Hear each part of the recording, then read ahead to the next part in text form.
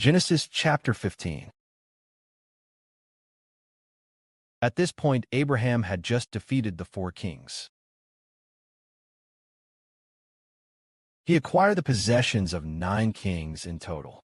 Of course, he returned the possessions of the king of Sodom to Sodom, because Lot was in Sodom. Because of my nephew Lot, he took the possessions of the king of Sodom. The servant population was all handed over to Sodom. That is to say, Abram received the possessions of 8 kings. He was truly very wealthy. Right at this moment, God, thus to Abram in the vision, Abram, do not be afraid. I am your shield. I will greatly reward you. Brothers and sisters, do you understand what this means? God said to Abram, Abram, do not be afraid. I am your shield. I will protect you greatly. Hasn't God just given Abram the possessions of 8 kings? Is God going to give Abram the possessions of even more kings? It seems Abram understood. It was God who gave him the possessions of those 8 kings. Here it says, I am your shield. Isn't God truly Abram's shield?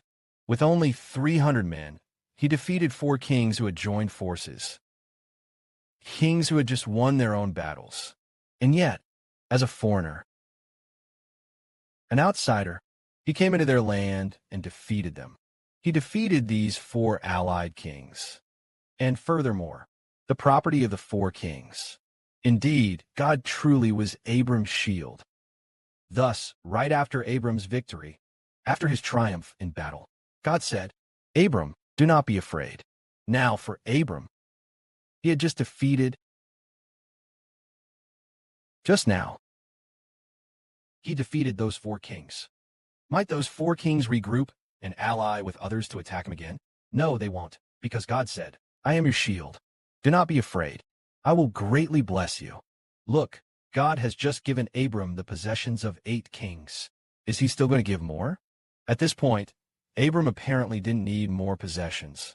But Abram replied thus, Say to the Lord, Sovereign Lord Jehovah, I have never had a son. What can you possibly give me?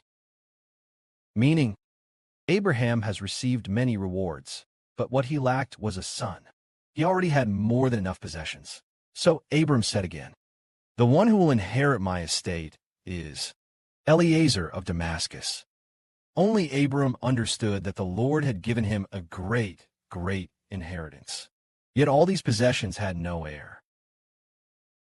This seems to convey Abraham is a type of Father Jehovah.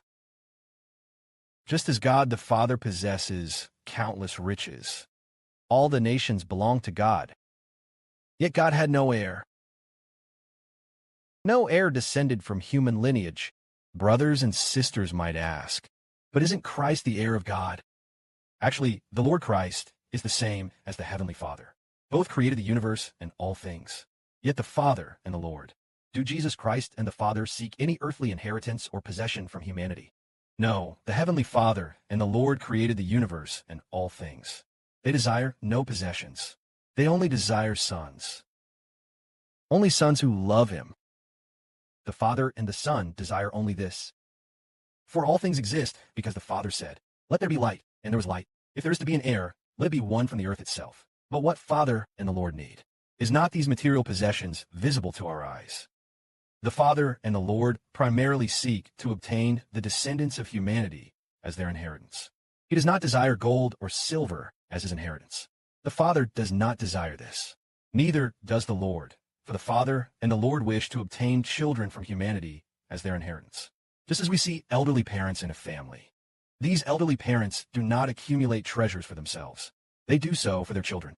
They regard their children as their true inheritance. Yet we consider material wealth as our inheritance. In that case, how did God respond to Abram?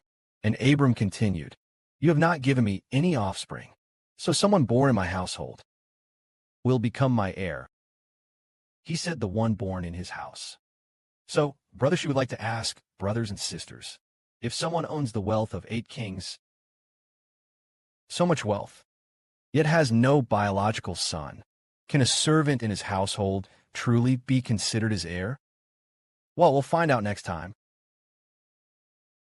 Actually, only a biological son is the true heir. Will Abraham have a biological son? Glory be to the Heavenly Father and the Lord.